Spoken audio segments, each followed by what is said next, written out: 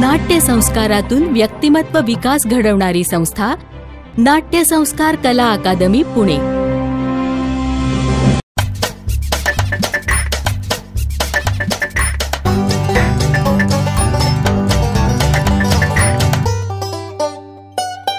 व्यक्तिमत्व विकासासाठी बालवयातच नाट्याचे संस्कार होणे अत्यंत गरजेचे आहे. या उद्देशाने 1978 साली प्रकाश पारखी सरांनी नाट्य संस्कार कला अकादमी स्थापन केली.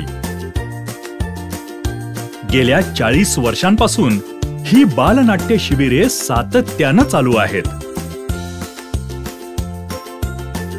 लबाड लांडगा, मंग्या गारुडी आणि जादूची पुंगी, भित्रा राजपुत्र, बिन कपड्यांचा राजा अशा बालनाट्यांनी सुरुवात झाली. ढब्बू ढोल, रिमोट गोल,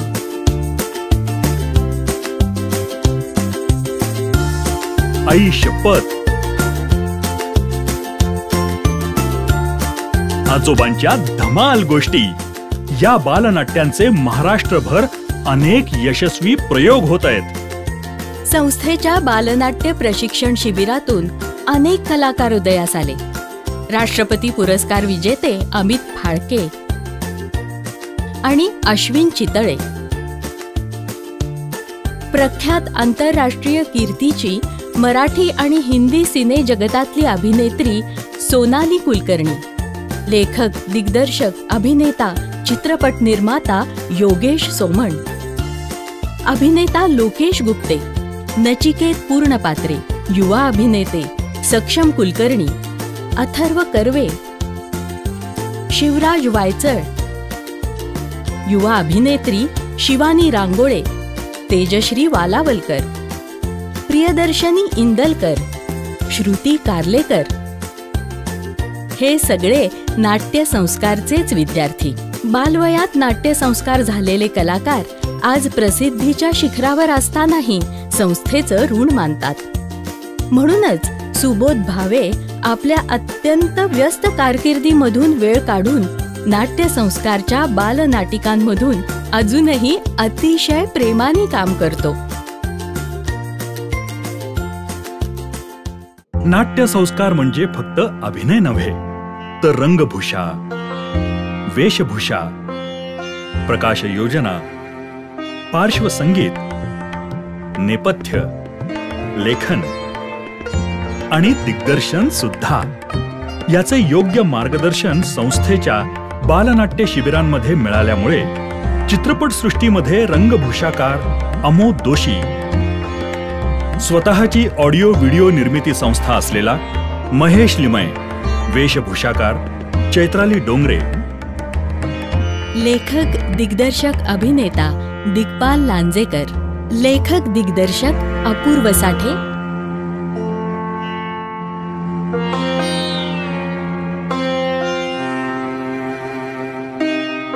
यातून फक्त कलाकारच नाही, तर अनेक यशस्वी डॉक्टर्स, इंजिनियर्स, उद्योजक, व्यावसायिक, त्याचबरोबर समाजसेवकही घडले. बालनाट्य शिबिरांमधून मिळालेल्या संस्कारांचा त्यांना आजही त्यांच्या करिअरमध्ये भरपूर उपयोग होत आहे. नाट्य संस्कारतर्फे शिशु गटापासून पुढे सर्व वयोगटासाठी दिवाकर स्मृती नाट्यछटा स्पर्धांचं आयोजन केलं जातं. एका व्यक्तीनं 3 ते 5 मिनिटांमध्ये एखाद्या प्रसंगाचं केलेलं सादरीकरण म्हणजेच नाट्यछटा. 1992 सालापासून नाट्य संस्कार कला अकादमी सातत्यानं या स्पर्धांचं संयोजन पुणे आणि पिंपरी चिंचवड विभागातून करत आहे. दरवर्षी हजारो स्पर्धक यात भाग घेतात. मराठी भाषेतील नाट्यछटा स्पर्धांचे यश लक्षात घेऊन हिंदी आणि इंग्रजी भाषेतही आता नाट्यछटा स्पर्धा संस्थेतर्फे घेतल्या जातात.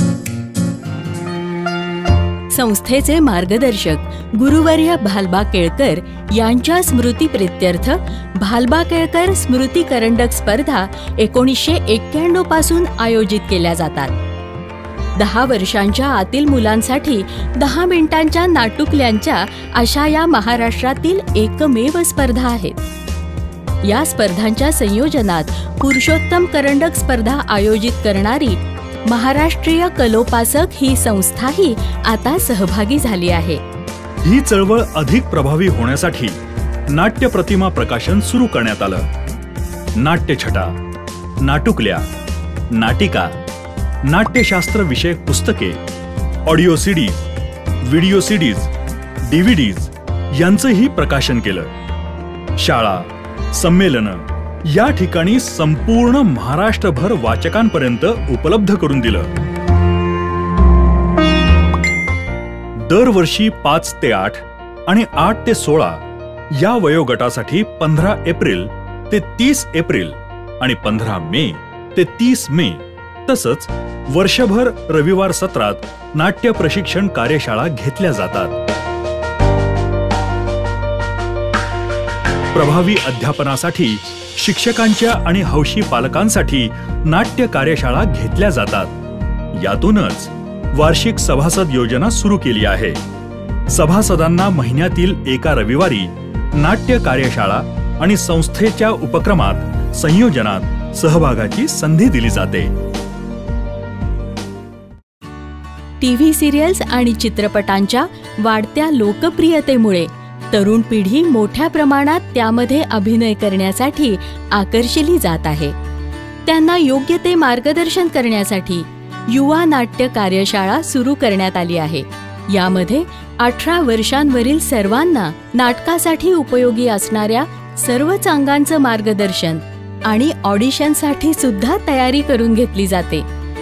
गायन, वादन, नृत्य, चित्रकला यांच्या सरकारमान्य शालेय परीक्षा आहेत आणि या परीक्षेचे गुण 10वी बोर्डाच्या परीक्षेत धरले जातात.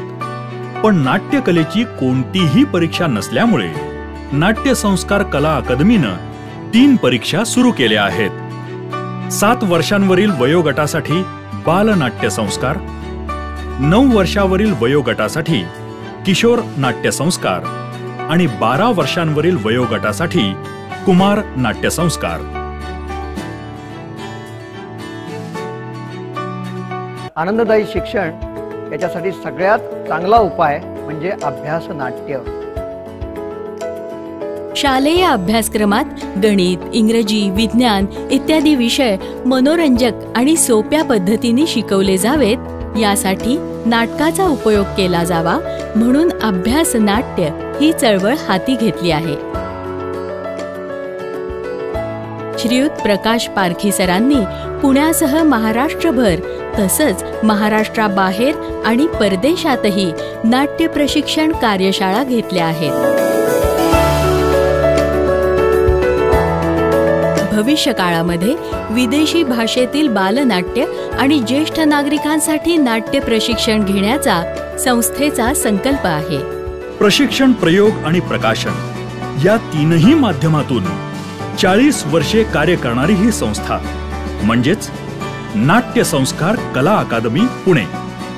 आमच्या या कार्यात आपणही सहभागी होऊ शकता. आपण www.natyasanskar.com या वेबसाईटवर लॉग इन करा किंवा आमच्या 205 शुक्रवार पेठ पुणे 2 येथील कार्यालयाशी संपर्क साधा. दूरध्वनी क्रमांक 020-244-78268. नाट्य संस्कारातून व्यक्तिमत्व विकास घडवणारी संस्था नाट्य संस्कार कला अकादमी.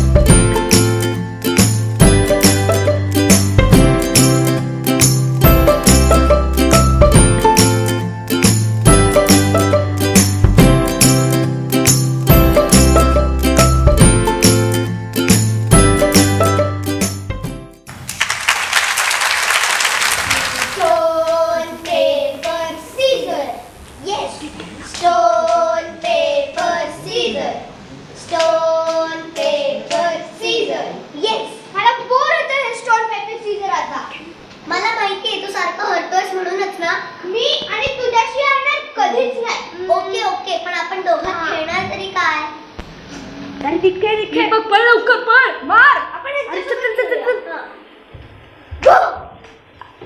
अरे गप्पा रे जरा, तुमच्यामुळे आमचा अख्खा गेम स्पॉइल झाला. तेच तर मग आम्हाला पण बोर होतंय, चला ना आपण एकत्र खेळूया. मग ती युक्त बघा बसली अभ्यास करत, तिला पण बोलवा. चला. युक्ता चल ना खेळायला. युक्ता चल ना खेळायला. युक्ता चल ना खेळायला. किती ते बोलू आम्ही आता तुला. युक्ता मला डिस्टर्ब नका करू यार. डिस्टर्ब करायला एवढं मोठं काम काय करतेस ग तू? मी चिंतन करते. चिंतन. कोण? तो मागच्या बिल्डिंग मधलं चिंतन. अरे मठ मुला, चिंतन नाही, गहन. गहन चिंतन. आता हा गहन कोण? अरे मंद मुला, माझ्या मित्राला बघतोस तुला. काहीच आता काही तर गाळ्या आलात का? तुमच्या आरडा-ओरडामुळे ना मला पुढची कविता नाही सुचत आहे. कविता? तू कविता करतेस? बघू. ए ऐका रे हिची कविता. मांजर ओरडते म्याव म्याव, पिल्लू ओरडते ट्याव ट्याव, आजोबा खोकतात ख्याव ख्याव, रम्या भिजतो भ्याव भ्याव. बघ लागली परत रडायला. हो ना. अरे बिचारीला कशाला रडवताय तुम्ही? अगं ताई तूच बघ तिने कशी कविता लिहिली आता. युक्ता बाळा तू कविता लिहिते? ताई मला कविता लिहायला खूप आवडतात. मला ऐकशील का तू तुझी कविता? ताई तू ऐक हिची कविता. मांजर ओरडते म्याव म्याव म्याव म्याव, पिल्लू ओरडते ट्याव ट्याव ट्याव ट्याव, आजोबा खोकतात ठ्याव ठ्याव ठ्याव ठ्याव, रम्या भिजतो भ्याव भ्याव भ्याव भ्याव. ए शिव बिचारीला चिडवू नका. बरं युक्ता मला सांग, तुला कविता म्हणजे नक्की काय माहितीये? ताई कविता म्हणजे रायमिंग वर्ड्स. अरे बापरे. बरं मला सांगा, तुम्हाला सगळ्यांना कवितेबद्दल काय माहितीये? कविता इंग्रजी, हिंदी, मराठी अभ्यासच असतो की नाही तो? आणि त्यात त्यांच्या कवी आणि कवयित्रींची पण नावं लक्षात ठेवायला लागतात. आणि त्याची प्रश्न उत्तर पण पाठ करायला लागतात. ते तर सगळ्यात बोरिंग. हो ना, हाऊ बोरिंग. अरे बापरे कसं बोलतात. काय या इकडे बसा. बरं मला सांगा, तुम्हाला सगळ्यांना तुमच्या विश्वातल्या कविता ऐकायला आवडतील? हो. पण ताई व्हॉट इज विश्व? विश्व म्हणजे कसं सांगू तुला? हा परींच्या, भूतांच्या अशा सगळ्या कविता तुम्हाला ऐकायला आवडतील? हो. पण ताई लहान मुलांच्या कविता लहान मुलं लिहितात ना गं? नाही असं नसतं. मोठी माणसं सुद्धा लहान मुलांच्या कविता लिहितात. पण ताई त्यांना त्या सुचतातच कशा? अगं कारण की ते लहान मुलांचं विश्व अगदी जवळून बघतात. पण ताई ते आहेत तरी कोण? ते आहेत यंदाच त्यांचं एक पुस्तक छंद देई आनंद या पुस्तकाला साहित्य कला अकादमी हा अवॉर्ड मिळाला आहे. आणि ते आहेत एकनाथ आव्हाड. मला सांगा, तुम्हाला सगळ्यांना त्यांच्या मस्त मस्त कविता ऐकायला आवडतील? हो. पण कोणत्या कविता? तुम्हाला पण ऐकायचं आहे? हो.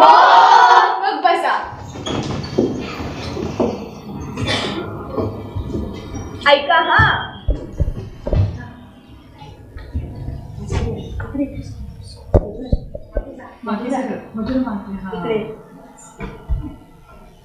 अगं कुठे चालली आहेस अशी आईसारखी साडी दिसून? काय बाहेर जायचं असतं का? बाहेर एकटं मला पण चांगलं वाटतं आईसारखं बाहेर एकटं. अगं लहान मुलांनी असं बाहेर एकटं जायचं नसतं का? कारण बाहेर खूप संकट असतात. संकट म्हणजे काय? संकट म्हणजे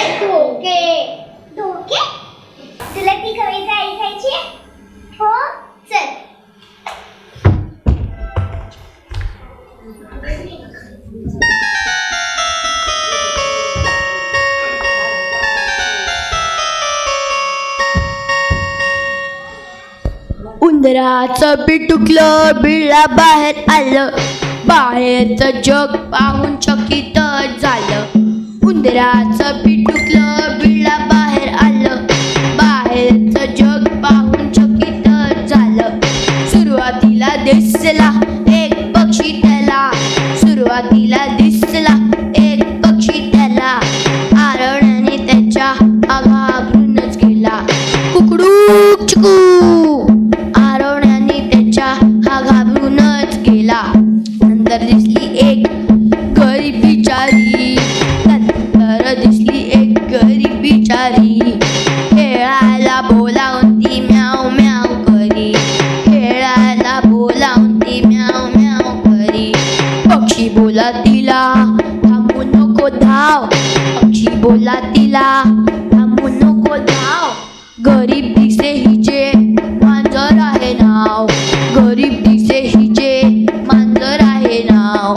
मांजराचं नाव ऐकून पिटुकलं धावलं, मांजराचं नाव ऐकून पिटुकलं धावलं.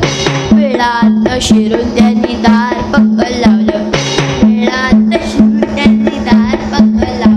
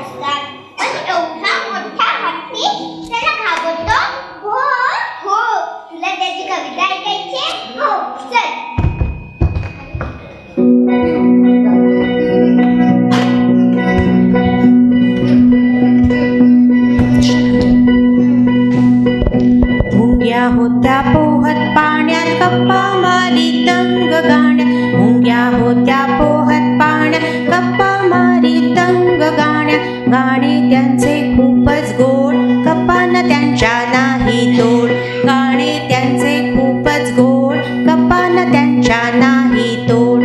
तेवढ्यात पाण्यात आला हत्ती, पोहण्यात म्हणतो मज्जा किती, तेवढ्यात पाण्यात आला हत्ती, पोहण्यात म्हणतो मज्जा किती. मुंग्यांकडे तो पाहून हसला,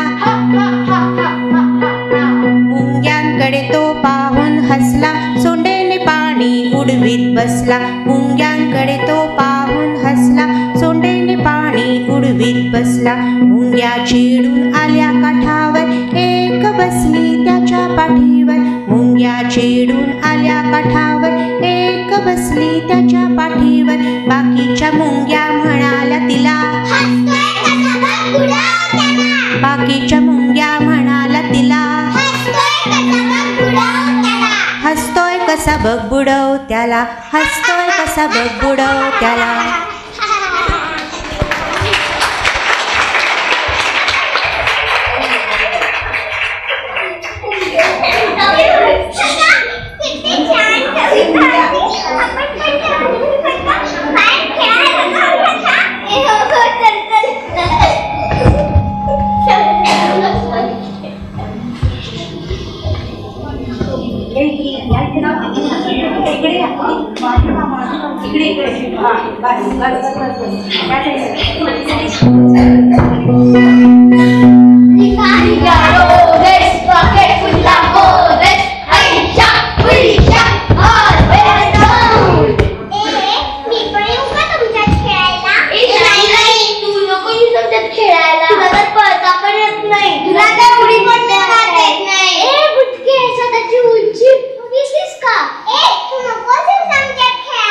चला कुठेतरी दुसरीकडे जाऊया.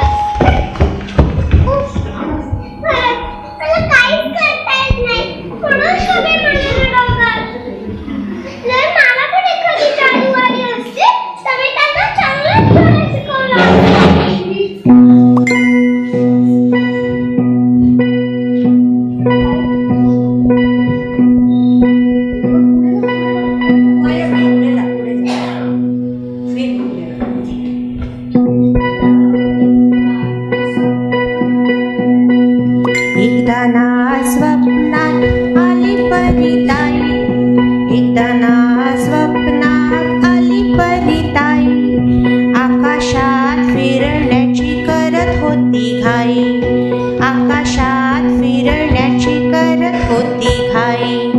मी म्हटलं परिताई, मी म्हटलं परिताई चल माझ्या घरी. मी म्हटलं परिताई चल माझ्या घरी. आई करेल तुझ्यासाठी आमरस पुरी, आई करेल तुझ्यासाठी आमरस पुरी. परिताई तुझी जादू दाखवशील का मला, परिताई तुझी जादू दाखवशील का मला. चॉकलेटचा अख्खा डबा देईन मी तुला, चॉकलेटचा अख्खा डबा देईन मी तुला. परिताई एक गंमत सांगू का तुला, परिताई एक गंमत सांगू का तुला. जादूची छडी तुझी दे ना आज मला, जादूची छडी तुझी दे ना आज मला. छडीचा साऱ्यांना दाखवेन मी धाक, छडीचा साऱ्यांना दाखवेन मी धाक. खोडी काढेल त्याचे नकटे करीन नाक, खोडी काढेल त्याचे नकटे करीन नाक. असं मी म्हणताच परिताई हसली, असं मी म्हणताच परिताई हसली. झोप गेली उडून आई समोर दिसली, झोप गेली उडून आई समोर दिसली. आई समोर दिसली, आई समोर दिसली.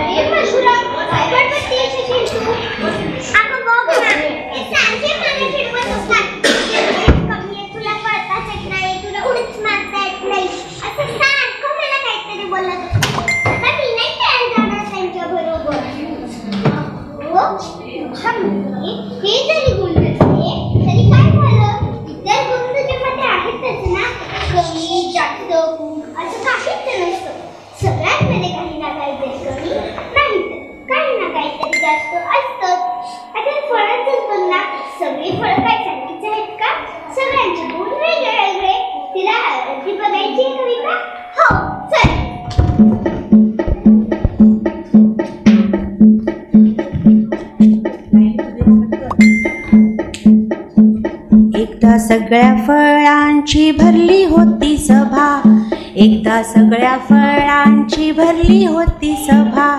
राजा हापूस आंबा होता दिमाखात उभा, राजा हापूस आंबा होता दिमाखात उभा. म्हणाला एकेकाने, म्हणाला एकेकाने, सांगा तुमचे नाव, सांगा तुमचा गाव, सांगा तुमचा भाव, सांगा तुमचा भाव. संत्र म्हणे मी नागपूरचा, संत्र म्हणे मी नागपूरचा. मला नाही तोड, स्वादाने कधी आंबट रसदार गोड, स्वादाने कधी आंबट रसदार गोड. लिंबाचाच नातेवाईक मी आहे बरं, लिंबाचाच नातेवाईक मी आहे बरं. नारंगी ही मला थाप मारतात खरं, नारंगी ही मला थाप मारतात खरं. केळ म्हणे मी वसईचा, केळ म्हणे मी वसईचा. खायला आहे मस्त, काही जण एक डझन एका वेळी करी फस्त, काही जण एक डझन एका वेळी करी फस्त. शरीराला धष्टपुष्ट करतो मी खास, शरीराला धष्टपुष्ट करतो मी खास. सालीपासून माझ्या जपा तेवढं बास, सालीपासून माझ्या जपा तेवढं बास. फणस म्हणे मी, फणस म्हणे मी कोकणचा, कोकणचा. ढेरपोट्या म्हणतात सारे, ढेरपोट्या म्हणतात सारे. पोटात माझ्या आहेत खूप खूप गरे, पोटात माझ्या आहेत खूप खूप गरे. काटेरी अंग तरी आतून फार गोड, काटेरी अंग तरी आतून फार गोड. कापा असो बरका असो मला नाही तोड, कापा असो बरका असो मला नाही तोड. कलिंगड म्हणे मी, कलिंगड म्हणे मी अलिबागचा, माझी एकच बात. वरून मी जरी हिरवा लाले लाल आत, वरून मी जरी हिरवा लाले लाल आत. उन्हाळ्यात हमखास मी भेटायला येतो, उन्हाळ्यात हमखास मी भेटायला येतो. खाईल त्याला पोट भरून थंडावा देतो, खाईल त्याला पोट भरून थंडावा देतो. आंबा म्हणे थांबा आता, आंबा म्हणे थांबा आता. घाई नका करू उरलेल्यांची ओळख उद्या होईल सुरू, उरलेल्यांची ओळख उद्या होईल सुरू. विश्रांतीची वेळ माझी बसतो आता अडीत, विश्रांतीची वेळ माझी बसतो आता अडीत. सभा संपली घरी पळा तुम्ही बसा गाडीत, सभा संपली तुम्ही पळा तुम्ही बसा गाडीत, तुम्ही बसा गाडीत, तुम्ही बसा गाडीत. आवडल्या का सगळ्यांना कविता? हो. परींचा आणि फळांचा? हो. बरं आता मला सांगा, तुम्हाला सगळ्यांना भूतांच्या आणि सगळ्यांच्या आवडीच्या छंदांच्या कविता ऐकायला आवडतील? हो. ऐकूयात आता. नमस्कार नमस्कार नमस्कार. कशा आहात मित्रांनो? काय तुम्हाला आमच्या घरातल्या प्रत्येकाच्या छंदाची माहिती आहे? चला तर मी तुम्हाला आमच्या घरातल्या प्रत्येकाच्या छंदाची माहिती देतो. आमच्या घरात प्रत्येकाचा छंद आगळा वेगळा, आमच्या घरात प्रत्येकाचा छंद आगळा वेगळा. फावला वेळ आमचा छंदात जातो सगळा, फावला वेळ आमचा छंदात जातो सगळा. पोस्टाची तिकीट जमिण्याचा छंद आहे मला, पोस्टाची तिकीट जमिण्याचा छंद आहे मला. अख्खे पोस्ट असते जणू माझ्या सोबतीला, अख्खे पोस्ट असते जणू माझ्या सोबतीला. जुनी नाणी जमवण्याचा छंद ताईला भारी, जुनी नाणी जमवण्याचा छंद ताईला भारी. नाण्यांवरून इतिहासाची माहिती मिळते खरी, नाण्यांवरून इतिहासाची माहिती मिळते खरी.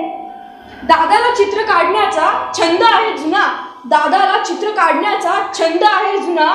चित्रेच्या दुनियेतला तो सांगतो खाना खुणा, चित्राच्या दुनियेतला तो सांगतो खाना खुणा. बाबांना कविता करण्याचा छंद आहे भारी, बाबांना कविता करण्याचा छंद आहे भारी. कवितांची मैफिल भरवतात घरात वरचे वरी, कवितांची मैफिल भरवतात घरात वरचे वरी. नवीन पदार्थ बनविण्याचा आईला आहे छंद, नवीन पदार्थ बनविण्याचा आईला आहे छंद. सर्वांना पोटभर जेव घालण्यात तिला आनंद, सर्वांना पोटभर जेव घालण्यात तिला आनंद. छंदावर जीवापाठ प्रेम करणारं आमचं घर, छंदावर जीवापाठ प्रेम करणारं आमचं घर. छंदामुळे आमच्या ज्ञानातही पडते भर, छंदामुळे आमच्या ज्ञानातही पडते भर. छंदामुळे होते रंजन, होते मन ताजे तवाने, छंदामुळे होते रंजन, होते मन ताजे तवाने. नवनिर्मितीच्या आनंदापुढे आकाशही वाटते ठेंगणे, नवनिर्मितीच्या आनंदापुढे आकाशही वाटते ठेंगणे.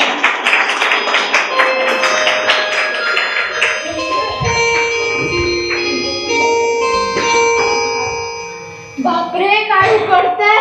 हो ना, पावसाळा म्हणे आणि पावसाचा काही पत्ताच नाही. हो ना, त्यावेळेस पाऊस फारच कमी पडला.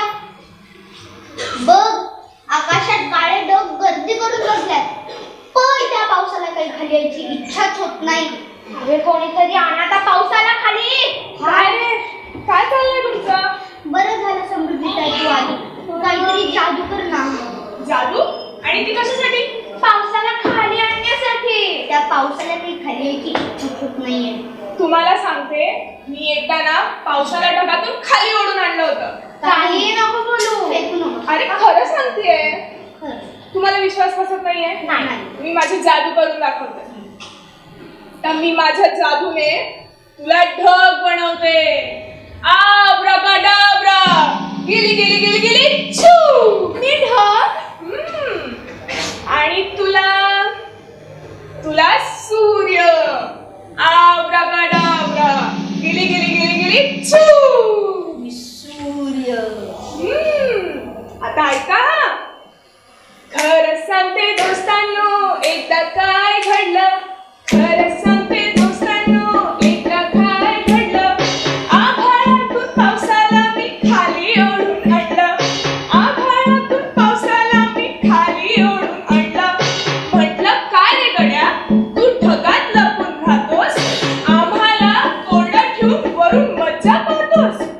आम्हाला कोरडं ठेवून वरून मज्जा पाहतोस. मी ओरडताच रागानं तो हमसा हमशी रडला. मी ओरडताच रागानं तो हमसा हमशी रडला. मी ओरडताच रागानं तो हमसा हमशी रडला. मी म्हटलं चूप बस तरी नाही थांबला. मी म्हटलं चूप बस तरी नाही थांबला. रडून रडून पावसानं रांगेलं ओलं चिंब. रडून रडून पावसानं रांगेलं ओलं चिंब. काय करावे सुचेना मी झाले चिन्नविन. काय करावे सुचेना मी झाले चिन्नविन. काही केल्या पावसाचे रडू जराही थांबेना. काही केल्या पावसाचे रडू जराही थांबेना. चोहीकडे पाणीच पाणी काय करावे सुचेना. चोहीकडे पाणीच पाणी काय करावे सुचेना. शेवटी आठवले काही मी सूर्यालाच बोलावले. शेवटी आठवले काही मी सूर्यालाच बोलावले. सूर्याला पाहून मग पावसाचे रडू पळाले. सूर्याला पाहून मग पावसाचे रडू पळाले. पाऊस जाता निघून मनात विचार आला. पाऊस जाता निघून मनात विचार आला. पावसावर रागवले त्रास मला झाला. पावसावर रागवले त्रास मला झाला. कानाला लावला खडा. कानाला लावला खडा. पावसावर चिडायचं नाही. एकमेकांच्या साथीनेच रान छान करावी घे. एकमेकांच्या साथीनेच रान छान करावी घे.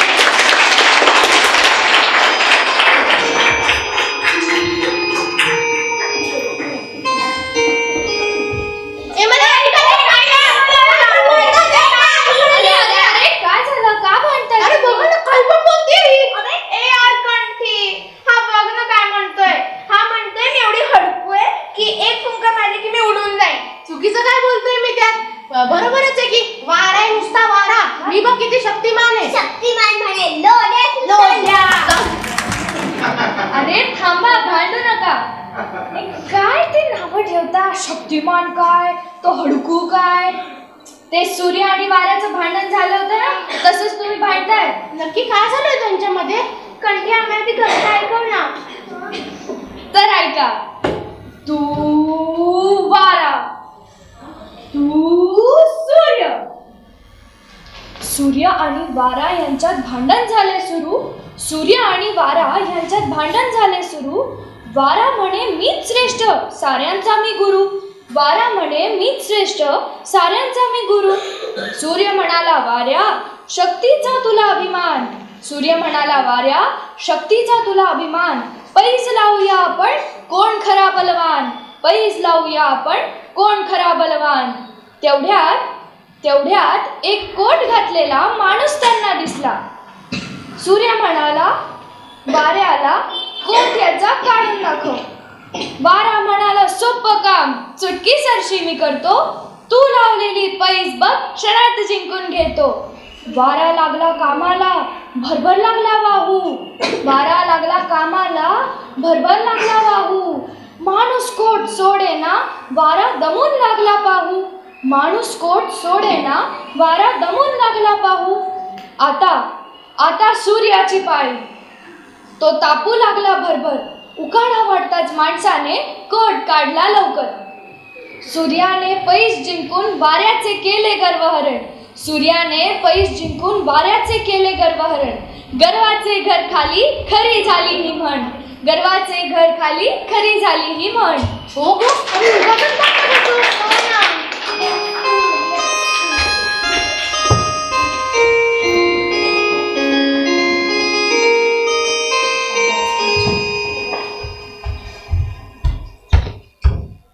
अरे काय अर्णव, एवढा कोणावर चिडायलायस? अरे हे आई रे. काय झालं? अरे उद्या माझी क्रिकेटची मॅच आहे आणि मला प्रॅक्टिसला जायचंय. अरे काय आणि नुसती माझ्या मागे लागलेली आहे, एवढं अभ्यास कर अभ्यास कर. अरे मग कर पटकन अभ्यासात जा प्रॅक्टिसला. त्यात काय एवढं चिडायचं? तू तर आपल्या शाळेचा सचिन तेंडुलकर आहेस. मस्त बॅटिंग करतोस तू. यावेळेस ट्रॉफी घेऊनच ये. मग बघ आई कशी कौतुक करते ते. अरे तुला माहिती का, ही मॅच खूप महत्वाची आहे. इंटर हाऊस सिलेक्शन आहे, माझं सिलेक्शन झालंच पाहिजे. अरे आपणच आपला छंद जोपासला पाहिजे. आपण कामं पूर्ण करायची आणि आपण खेळायला जायचं. तुला माहिती आहे ना, माझ्या पोहण्याच्या छंदामुळे माझ्या पाठीवरती शाबासकीचा हात कसा पडला. अरे हा, तुझी गोष्ट सांग ना. आणि तुला ते राष्ट्रपतीने पदक पण दिलेलं. सांग ना ती गोष्ट. प्रत्येकालाच असते ना कशा ना कशाची आवड. प्रत्येकालाच असते ना कशा ना कशाची आवड. पोहण्यासाठी हमखास मी नेहमीच काढतो सवड. पोहण्यासाठी हमखास मी नेहमीच काढतो सवड. गावाच्या नदीत माशासारखा मारतो लांब सूर. गावाच्या नदीत माशासारखा मारतो लांब सूर. एका दमात पोहत पोहत मी निघून जातो दूर. एका दमात पोहत पोहत मी निघून जातो दूर.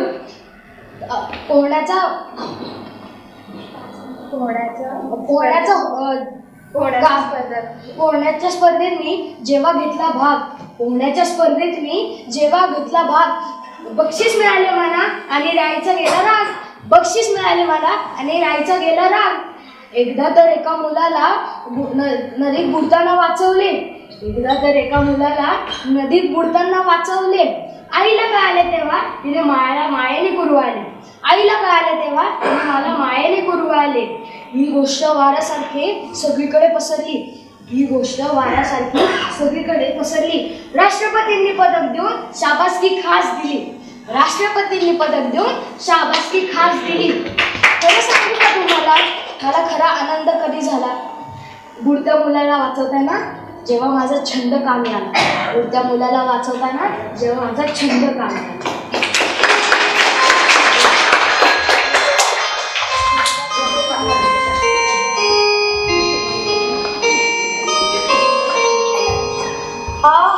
चालून चालून पायाचे तुकडे झाले.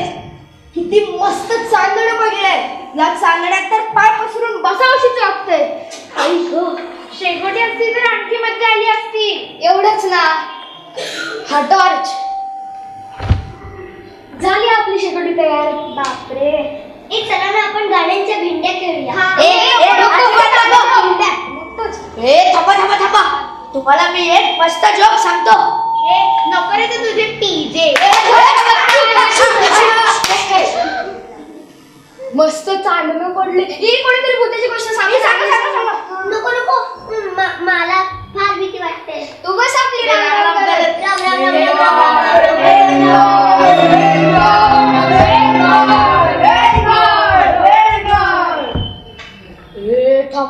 थांबा. तुम्हाला मी एक खरोखर भूताची गोष्ट सांगतो. खऱ्या भूताची गोष्ट सांगतोस की काय? हा, मला पण एक भूत भेटलं होतं. प्रेमळ भूत. प्रेमळ भूत नसतात. उगीच काही फेकू नकोस. तर मित्रांनो, रात्रीची वेळ होती.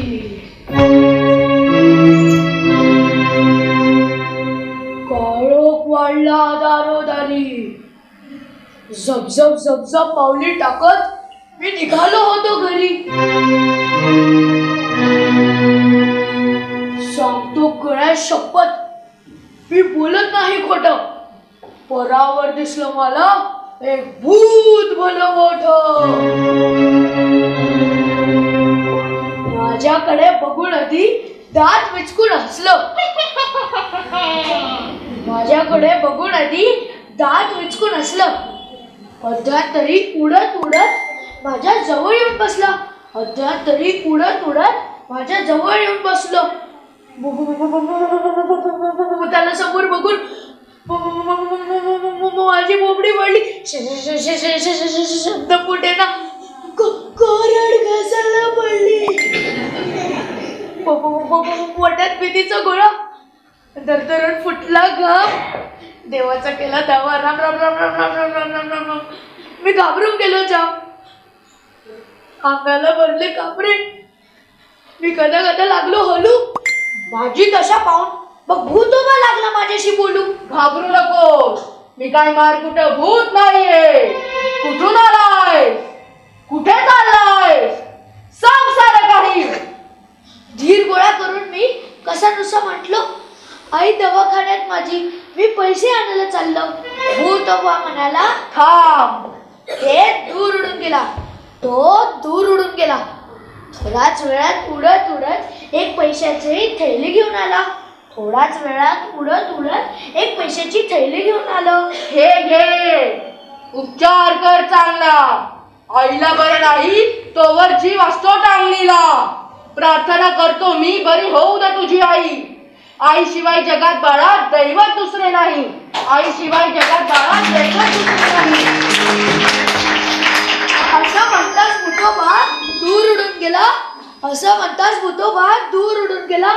डोळे आले भरून माझे, मनात तर राहील, मनात तर राहील. खरंच तुझ्यामुळे आज कळलं, भूत पण असतात, ते पण प्रेमळवाले. चला मग मित्रांनो, आपण आपला पुढचा सफर करूया. चला.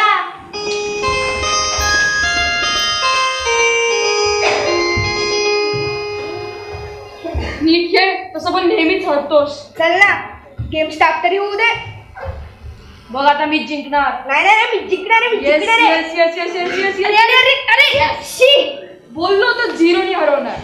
या राऊंड मध्ये तर आता बीच जिंकणार आहे. बघू कोण जिंकतंय. चल चल नीट खेळ. अरे अरे अरे अरे अरे तू अरे अरे यार बाहेर गेला. यस शिट, आता पण मी जिंकणार आहे. नीट नीट नीट. चल चल चल चल चल चल. मागे तर तू. हट, मी नाही येणार. नाही, चल लवकर. अरे अरे अरे यार, आता याला काय झालंय बंद पडायला. बघ बरं. अरे वाटतं लाईट गेली. आता बाहेर जाऊन खेळायचं. चल चालेल. फुटबॉल घे, नाही तर ते पण विसरशील. विसरट. चल लवकर. चल कर. अरे यार, आत्ताच पाऊस यायचा होता. या पावसात खेळ तर आई पण ओरडेल. तेच तर. आता काय खेळायचं. बैठे खेळ खेळायचे. चालेल. खेळ म्हटलं की घरात आनंद वाहतो ओसंडून. खेळ म्हटलं की घरात आनंद वाहतो ओसंडून. सारे बैठे खेळ खेळतो आम्ही तहानभूक विसरून. सारे बैठे खेळ खेळतो आम्ही तहानभूक विसरून. पत्त्यांचे खेळ, मेंढी कोट, रमी ब्रीज, गुलामचोर. पत्त्यांचे खेळ, मेंढी कोट, रमी ब्रीज, गुलामचोर. विकास सावकार खेळ सुद्धा खेळतात घरात लहान थोर. विकास सावकार खेळ सुद्धा खेळतात घरात लहान थोर. कॅरम खेळताना घरात चुरस लागते जिंकायची. कॅरम खेळताना घरात चुरस लागते जिंकायची. स्ट्रायकरने क्वीक काढण्यात चढाओढ असते सर्वांची. स्ट्रायकरने क्वीक काढण्यात चढाओढ असते सर्वांची. बुद्धिबळ खेळात जो तो शत्रूवर पलटतो डाव. बुद्धिबळ खेळात जो तो शत्रूवर पलटतो डाव. प्याद्याची चाल ओळखणे सोपं नसते राव. प्याद्याची चाल ओळखणे सोपं नसते राव. सारेच बैठे खेळ खेळतो मजेत आम्ही सारे जण. सारेच बैठे खेळ खेळतो मजेत आम्ही सारे जण. जागा वेळ वय खर्चाची नसते खेळात अडचण. जागा वेळ वय खर्चाची नसते खेळात अडचण.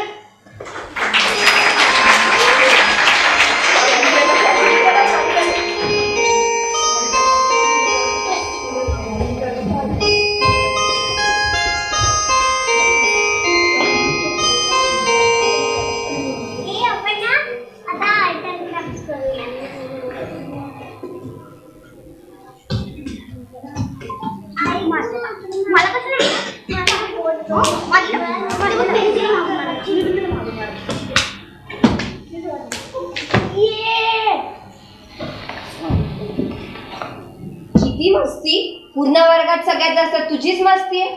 थांब, आता तुला मॉनिटरच बनवते. आता पूर्ण वर्गाची जबाबदारी तुझ्यावर आहे. कोण गडबड करते ते मला सांगायचं. मी टीचर्स रूम मध्ये चालले सगळ्यांच्या वया गोळा करून.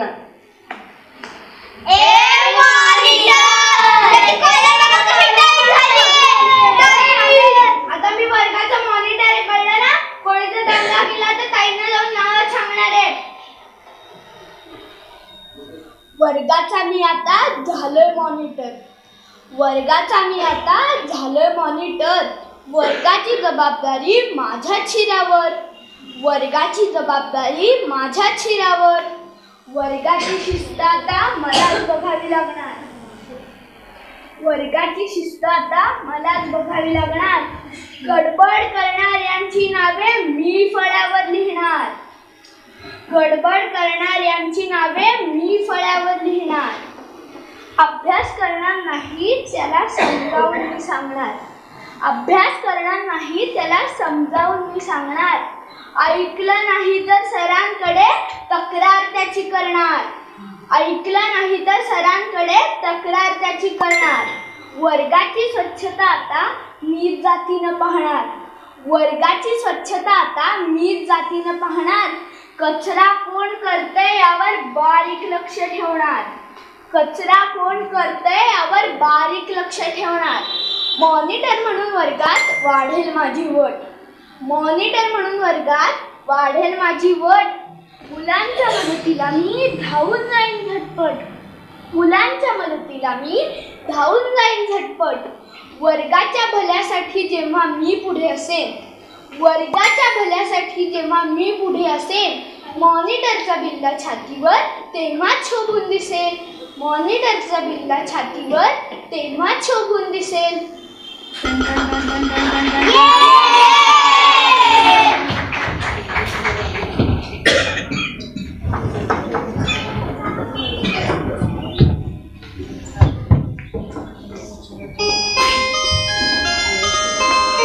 बयो, अगं काय ती बुक वाचत बसली या? त्या बरेच ये बरं माझ्या मदतीला इकडं. अगं बयो, तुझ्याशी बोलती आम्ही. काय भाई, नुसतं माझ्या मागं मागं मागं करतेस. वाचते की मला बुक. मी सांगितलं ना तुला मला शाळेत जायचं हाय म्हणून. काय ती साळा लावली हाय? त्या बरीच भाकरी थापाया शिक, भलं होईन बघ तुझं. भाकर थापून काय भलं होणार हाय? अगं जेव्हा तुझं लगीन होईल, तू सासरीच असेल, तेव्हा सुखाचा संसार करशील. भाकर थापून सुखाचा संसार होणार असेल तर आय तू अशी आयुष्यभर टिप गाळत बसली नसती. आणि बा जर शिकला असता तर सावकारानं आपल्याला असं बुडवलं नसतं. म्हणून म्हणते मी, जाऊ दे ती मला शाळेत. परत तीच काय ती साळा लावली हाय? ते साळाने तरी काय भलं होणार आहे ग आपलं? शाळेने काय भलं होणार आहे? आई काय आय ह्या रोज शाळेत शाळा शिकेन, बुक वाचेन, वर्षाला सांभाळून घरची कामं बी करेन. पण आय ह्या रोज शाळेत आय पोटासाठी तुझी बनवून ठाव आहे मला. अगं एका पोटासाठी बी आराम नाही मिळत. तू घरची काळजी नको करू, त्या समज पाय. पण आय या रोज शाळेत अगं मी एक शिकले तर आपलं घर बी शिकले. शिक्षणाचं महत्व वाचण्याच्या डोक्यात बी बसलं. शाळेमुळेच हा विश्वास खरा करून द्यावी. पण आय या रोज शाळेत आय लालाचा हिशोब आता मला बी कळलं. आपल्या कामाचं दाम नेमकं मिळत. घरची गरिबी मी दूर करी. पण आय या रोज शाळेत अगं शाळा हा आपला तिसरा डोळा आहे. अगं आपल्यासाठी तो भाकरीचा गोळा तर हाय. थोडीशी गळ काढ आपलं बी सपाट खरं होईल. पण आय या रोज शाळेत जाते. आय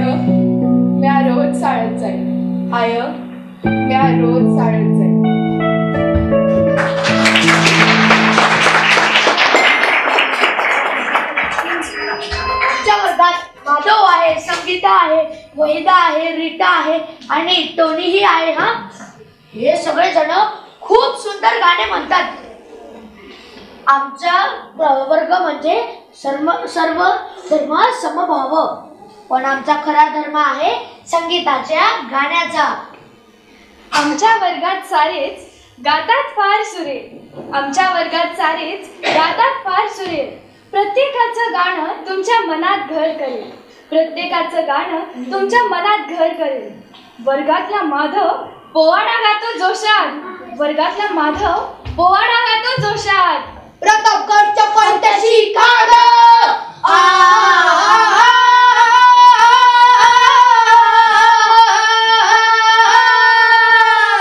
प्रतापगडच्या पायथ्याशी काढ, प्रतापगडच्या पायथ्याशी काढ, प्रतापगडच्या पायथ्याशी काढ. आलं बेगुमान नाही त्याला जाड, शिवाजी राजाच्या करामतीची, शिवाजी राजाच्या करामतीची.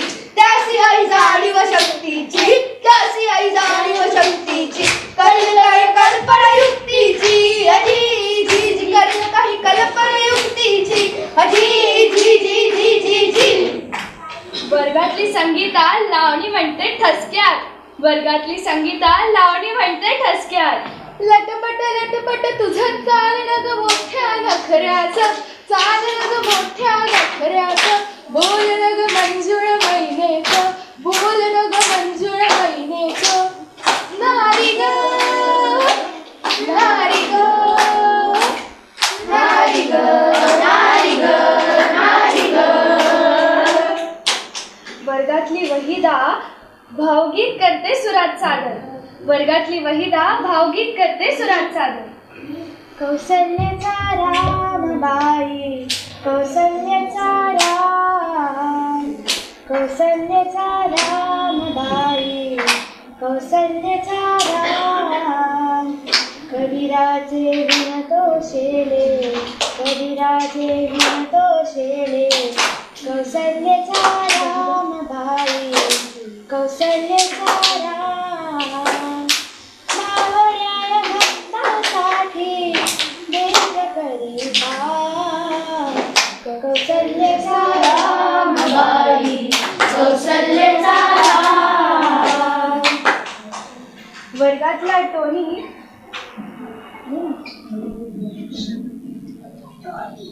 वर्गातल्या टोनीला लोकगीत गायची सवय. वर्गातल्या टोनीला लोकगीत गायची सवय. धनगराची मेंढर हा, धनगराची मेंढर, मातीवाणी काळ कुणी, दुधावाणी पांढर दूध. धनगराची मेंढर हा, धनगराची मेंढर, मातीवाणी काळ कुणी, दुधावाणी पांढर दूध. वर्गातला जोसेफ करतो भक्तिगीत सुरात सादर. वर्गातला जोसेफ करतो भक्तिगीत सुरात सादर. कानडा राजा पंढरीचा, कानडा राजा पंढरीचा. वेदा नाही नाही कळला, वेदा नाही नाही कळला, वेदा नाही नाही कळला. अंतपार याचा कानडा राजा पंढरीचा, कानडा राजा पंढरीचा. वर्गातील रुक्साना बालगीत म्हणते सुंदर. वर्गातील रुक्साना बालगीत म्हणते सुंदर. सांग सांग भोलानाथ, पाऊस पडे काय, शाळेभोवती तळसासून सुट्टी मिळेल काय. सांग सांग भोलानाथ, पाऊस पडेल काय, शाळेभोवती तळे साचून सुट्टी मिळेल काय. सांग सांग भोलानाथ, पाऊस पडेल काय. वर्गातला सुखविंदर प्रार्थनेत भरतो श्वास. वर्गातला सुखविंदर प्रार्थनेत भरतो श्वास. हीच आमची प्रार्थना हेच आमचे मागणे, माणसाने माणसाशी माणसा समवागणे. हीच आमची प्रार्थना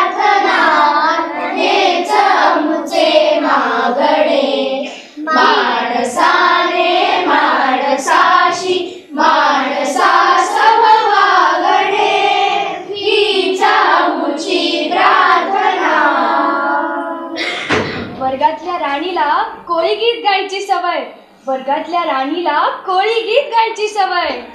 कोळ्याचा धंदा है जीव उधारी, कोळ्याचा धंदा है जीव उधारी. धनी माझा गेलाय धनी माझा गेलाय उधारी. एक वीर आई तू डोंगरावरी, नजर हाय तुझी कोल्यावरी. एक वीर आई तू डोंगरावरी, नजर हाय तुझी कोल्यावरी.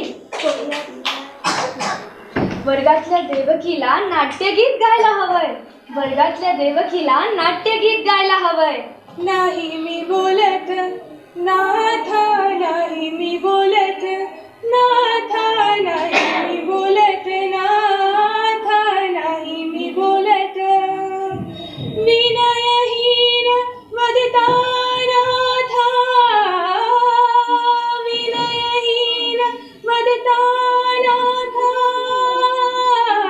नाही मी बोलत नाथा, नाही मी बोलत नाथा, नाही मी बोलत.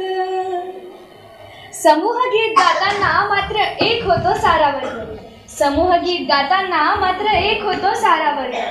गाणाऱ्या वर्गाचा मग होऊन जातो स्वर्ग, गाणाऱ्या वर्गाचा मग होऊन जातो स्वर्ग. जय जय महाराष्ट्र माझा, गरजा महाराष्ट्र माझा.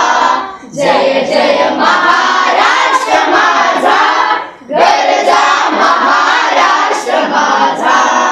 भीतीनं आभा तुझी मुनीही, गडगडणाऱ्या नभा आसमानाच्या सुलतानीला जबाब देती जिव्हा.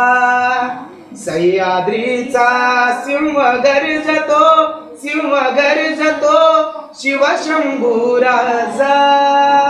दरी दरीतून नाद गुंजला महाराष्ट्र माझा. जय जय महाराष्ट्र माझा, गरजा महाराष्ट्र माझा. जय जय महाराष्ट्र माझा, गरजा महाराष्ट्र माझा. गरजा महाराष्ट्र माझा, गरजा महाराष्ट्र माझा. बरं मला सांगा, तुम्हाला सगळ्यांना कविता आवडल्या? हो. गंमत म्हणजे ज्यांनी या सुंदर सुंदर कविता लिहिल्यात त्या आज आपल्या समोर बसलेत, तर आपण सगळे मिळून आज त्यांना वंदन करूयात. संस्थेचे प्रमुख विश्वस्त पारखी सर यांना मी विनंती करतो, सरांनी प्रास्ताविक घ्यावे. नमस्कार. नमस्कार. हां, सगळे जागे झाले का? कसं काय मजा आली ना खूप? आजची रविवार सकाळ, टी व्ही नाही, मोबाईल नाही, काही नाही. हां, पण मजा आली तरीसुद्धा. हां, मोबाईल गेम नाही, काही नाही, तरी पण मजा आली. आणि कविता तर हाऊ बोरिंग म्हणत होते, परंतु आज कवितांनी किती आनंद दिला आपल्याला. आणि छंद देई आनंद. अरे सगळ्यांना रिस्पॉन्स द्यायचा नाही प्रत्येकाला. चांगला आहे गोष्ट, संवाद पाहिजे, परंतु प्रत्येक वाक्याला नको. हां, तर आजचा दिवस खूप आपला भाग्याचा आहे की एक कवी, ज्याला साहित्य अकादमीचा भारत सरकारचा बालसाहित्यावरचा पुरस्कार मिळालेला आहे, असे एकनाथजी आव्हाड खास मुंबईहून आपल्याकरता इथं आलेले आहेत. आणि त्यांना जेव्हा कळलं की हे मुलांनीच सगळा हा कार्यक्रम बसवला आहे आणि त्यांच्या कवितांवर बसवला आहे, त्यामुळे मी बघत होतो त्यांच्या चेहऱ्यावरचा आनंद की तो प्रत्येक कवितेला ते इतकी छान दाद देत होते आणि त्यांना खूप कार्यक्रम आवडला. ते आता त्याच्याबद्दल तुमच्याशी बोलतीलच, परंतु त्यांच्या ज्या काव्यसंग्रहाला पुरस्कार मिळाला त्याचं तोच आपल्या कार्यक्रमाचं शीर्षक होतं छंद देई आनंद.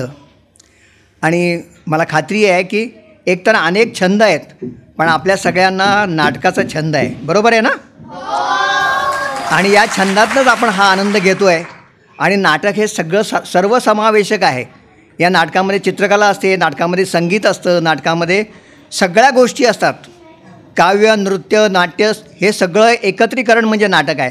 आणि त्यामुळे अशा आपण समृद्ध अशा एका नाटकाचे सगळेजण छंद जोपासत आहोत. आणि त्यामुळे आपल्याला या प्रत्येक छंदातला आनंद आज घेता आला. मी प्रास्ताविकात जास्त काही बोलणार नाही आहे, कारण आपल्याला कुठलंही मध्यंतर न घेता आपण लगेच मुलांचं हे सादरीकरण झाल्यानंतर हा कार्यक्रम घेतो आहे. फक्त अर्ध्या तासाचा कार्यक्रम आहे. आपण सरांचा परिचय करून घेणार आहोत, सरांचा सत्कार करणार आहोत आणि त्याकरता आज खास पिंपरी चिंचवडहून राजन लाखे सर आज आले आहेत. हे मला फार विशेष वाटतं. त्यांचं मी स्वागत करतो. या दोघांचा परिचयही आपल्याला होणार आहे आणि तो परिचय मुलांनो नीट समजून घ्या की ही मंडळी किती काम करतात साहित्य विश्वामध्ये. वेगवेगळ्या साहित्य संस्था या चालवत आहेत ते आणि या साहित्यविषयक अनेक उपक्रम करत असतात. आपण गेल्या वर्षी ज्या शांता शेळकेंचा कवितांवरती आपण कार्यक्रम केला होता शांताजी, त्या शांता शेळक्यांच्या वर आधारित एक सुंदर पुस्तक लाखे सरांनी लिहिलेलं आहे आणि त्याचं आत्ता ठिकठिकाणी त्या पुस्तकाच्या संदर्भामध्ये कार्यक्रम होत आहेत. डोंबिवलीतच परवा कार्यक्रम खूप सुंदर झाला. तर असे ते कार्यक्रम त्यांचे होत आहेत. तर असे साहित्यिक सगळ्या मंडळी आज आपल्याकडे आलेली आहेत. तर मी प्रास्ताविकामध्ये जास्त वेळ न घेता, कारण संस्थेचा परिचय मी त्यांना आपल्याला स्मरणिका देऊन करणार आहे. आपल्या सगळ्यांना संस्थेचा परिचय आहे म्हणून तर आपण या वर्गाला आपल्या मुलांना पाठवतात. तेव्हा त्याच्यात वेळ जास्त न घालवता आज मुख्य कार्यक्रम आहे की आपण सरांचा सत्कार करणार आहोत या पुरस्कारानिमित्ताने आणि त्यांचा परिचय करून देणार आहोत आणि त्यांच्याशी गप्पा मारणार आहोत. एका कवीशी गप्पा मारायला तुम्हाला भाग्य मिळते. आम्हाला आमच्या पाठ्यपुस्तकातले कवी कधी बघायलाही मिळाले नव्हते, पण आज एक कवी तुमच्याशी गप्पा मारणार आहेत. त्यांचा आपल्याला अनुभव, त्यांची मार्गदर्शन आणि खूप छान ते गप्पा मारतात, त्याचा आपल्याला अनुभव घ्यायचा आहे. म्हणून मी जास्त न बोलता आपली रजा घेतो. धन्यवाद.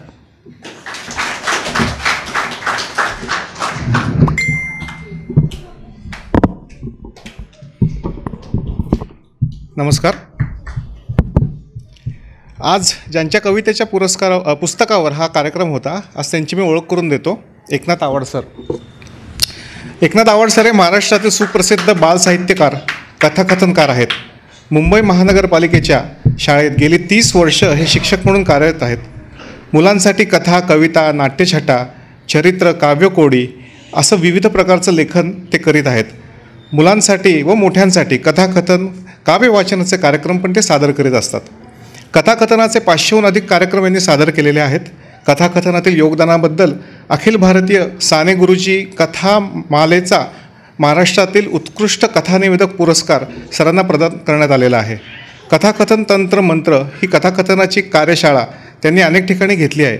बोधाई, गंमत गाणी, अक्षरांची फुले, शब्दांची नवलाई, छंददेयी आनंद हे बालकविता संग्रह, आनंदाची बाग, एकदा काय झालं, खळखळता अवखळता झरा हे बालकथासंग्रह, मजेदार कोडी, आलं का ध्यानात, खेळ रंगला रंगात हे काव्यकोडी संग्रह, मला उंच उडू दे हा नाट्यछटा संग्रह, मिसाईल मॅन हे चरित्र ही त्यांच्या पुस्तकांची काही ठळक नावे आहेत. त्यांच्या काही पुस्तकांचे इंग्रजी, हिंदी भाषात आणि ब्रेल लिपीतसुद्धा अनुवाद झालेले आहेत. आव्हाड सरांची इयत्ता 2 बालभारतीच्या पाठ्यपुस्तकात चांदोबाच्या देशात ही कविता आणि इयत्ता 6 सुलभ भारतीच्या पाठ्यपुस्तकात बाबांचं पत्र हा धडा, तसेच इयत्ता 1 बालभारतीच्या उर्दू माध्यमाच्या पुस्तकात शेतकरी दादा ही कविता मुलांना अभ्यासासाठी पाठ्यपुस्तक मंडळाने समाविष्ट केलेली आहे. आव्हाड यांचा साहित्य अकादमी पुरस्कार विजेता छंददेयी आनंद हा बालकविता संग्रह पुण्यश्लोक अहिल्यादेवी होळकर सोलापूर विद्यापीठात, तसेच आव्हाड यांचा आनंदाची बाग हा बालकथा संग्रह स्वामी रामानंद तीर्थ मराठवाडा विद्यापीठात MAच्या अभ्यासक्रमासाठी 2023पासून समाविष्ट करण्यात आलेला आहे. आव्हाड सरांची आजपर्यंत 30 पुस्तके प्रसिद्ध झालेली आहेत.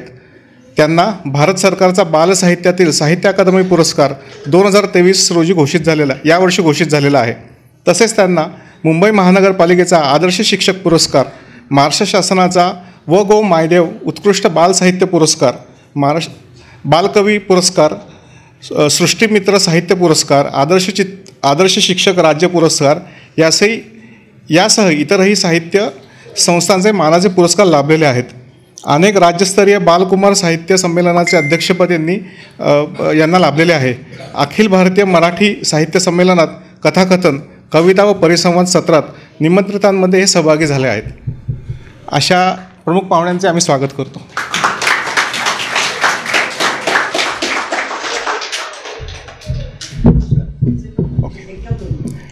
आपले आजचे दुसरे प्रमुख पाहुणे जे पिंपरी चिंचवडवरून आले, सरांनी आत्ताच ओळख करून दिली, त्यांचा आपण अल्प परिचय बघूया.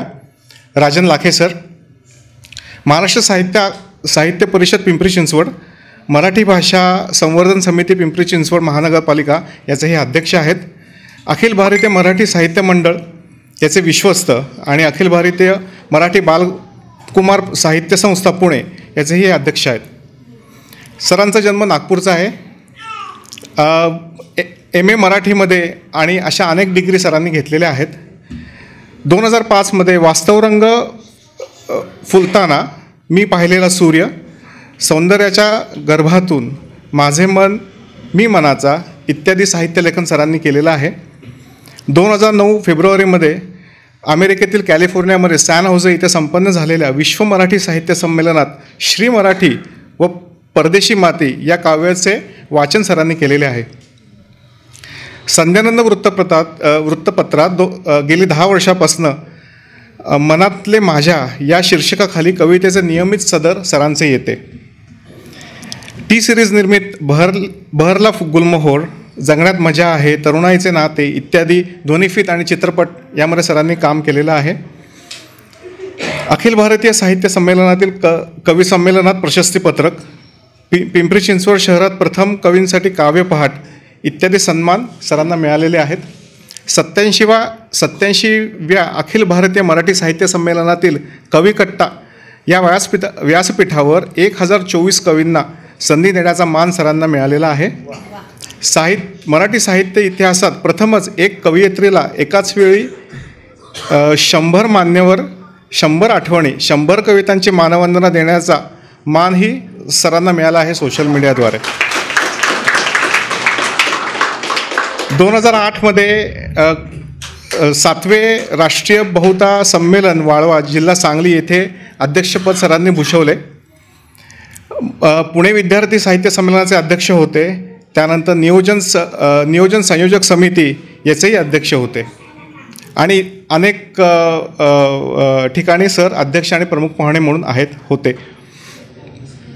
2005मध्ये निर्भयावती व घाव या काव्यास पुरस्कार मिळाला. मंगेश पाडगावकर पुरस्कारही सरांना मिळाला.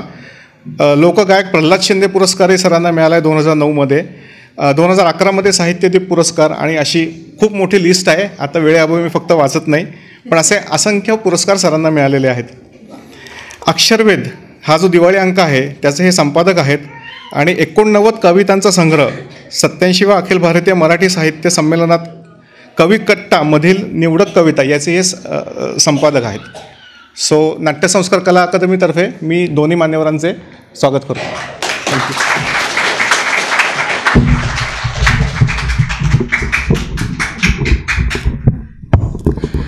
संस्थेचे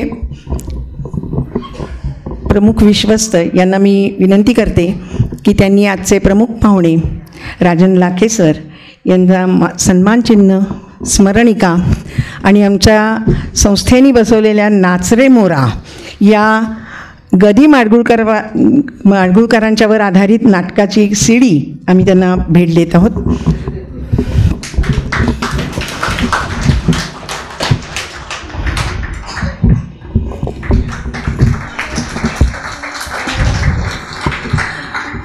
आजचे प्रमुख पाहुणे श्रीयुत राजन लाखे सर यांना मी विनंती करते की त्यांनी सन्मानचिन्ह, स्मरणिका आणि नाचरे मोराची CD ही भेट देऊन एकनाथ आव्हाड सर यांचा सत्कार करावा.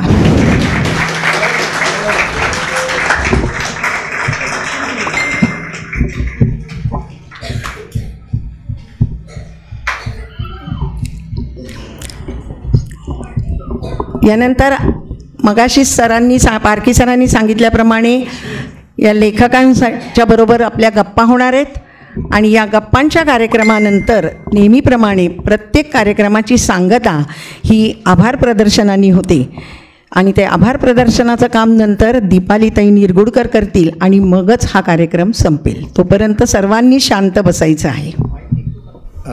तुम्ही सुरुवातीला काय एक थोडंसं मनोगत व्यक्त करा. सर्वांना नमस्कार करतो. नमस्ते मुलांनो. व्यासपीठावरचे मान्यवर म्हणजे आमचे परममित्र राजन लाखे सर, ज्यांनी ही संस्था उभी केली आणि अनेक मुलं घडवली नाटकातून, अभिनयातून, असे आमचे आदरणीय पारखी सर, त्यांना तेवढीच उत्तम साथ देणारे निरगुडकर ताई, संध्या कुलकर्णी ताई, आणखी त्यांचे इतर सगळे पदाधिकारी, इथे उपस्थित पालक आणि माझ्या बालमित्रांनो, खरं सांगू का, जेव्हा मला 23 जूनला भारत सरकारचा दिल्लीहून फोन आला की तुम्हाला साहित्य अकादमी घोषित झाला आहे, तेव्हा जेवढा आनंद झाला ना, तेवढाच किंवा किंबहुना त्याहून अधिक आनंद आजचं हे तुम्हा मुलांचा कार्यक्रम पाहून झाला.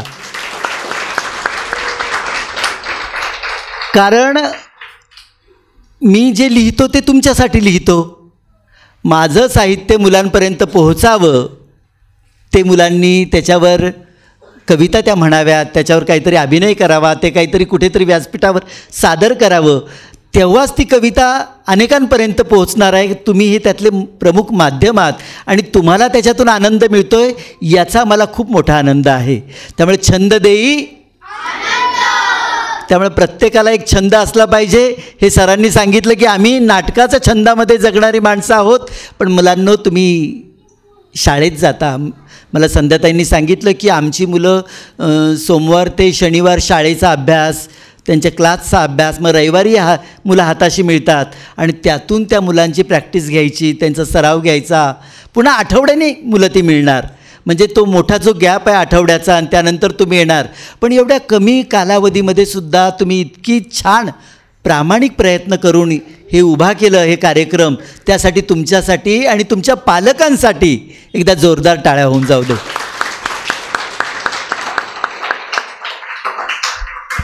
पालकांचे सुद्धा मी मनापासून आभार मानतो. आणि सगळ्यात महत्त्वाची गोष्ट पालकांना सांगेल की तुम्ही जी मुलं या संस्थेत आणले आहेत ना, हा खूप छान मार्ग निवडला आहे. सुबोध भावेसारखे कलाकार या नाट्यसंस्थेतून, या नाट्य चळवळीतून, या नाट्यसंस्कार कला केंद्रातून पुढे आलेले आहेत. तुमची मुलंसुद्धा नक्की पुढे याल, पण त्यांना त्यांच्या पद्धतीने उमलू द्या. असं असतं की मला एक छोटासा प्रसंग सांगावासा वाटतो की एका प्राध्यापकाकडे एक पालक येतो आणि म्हणतो, माझ्या मुलाला पटकन मोठं व्हायचं आहे, तुमच्याकडे काय कोर्सेस आहे तुमच्या शाळेमध्ये? तो म्हणे, सगळे कोर्सेस आहेत पण वर्षाचे आहेत. अहो असं नाही, वर्षाचा नको, असं पटकन 3-4 महिन्याचा, एखाद दुसऱ्या महिन्याचा क्रॅश कोर्स, म्हणजे पटकन आमचा मुलगा काहीतरी होऊन जाईल. तर म्हणे, अक्रोडाचं झाड व्हायला, पूर्ण वाढ व्हायला 8 वर्ष लागतात आणि भोपळ्याचा वेल 2 महिन्यातसुद्धा उभा राहतो.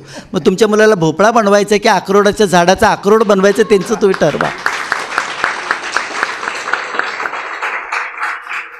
तर असं आहे मुलांनो, सातत्य आणि पूर्णपणे झोकून देण्याची वृत्ती, याच्यातून तुम्ही नक्की तुमची चमकदार कामगिरी कराल असं मला वाटतं आहे. मी आता हा माईक आपले तुमचे लाडके पारखे सरांकडे देतो.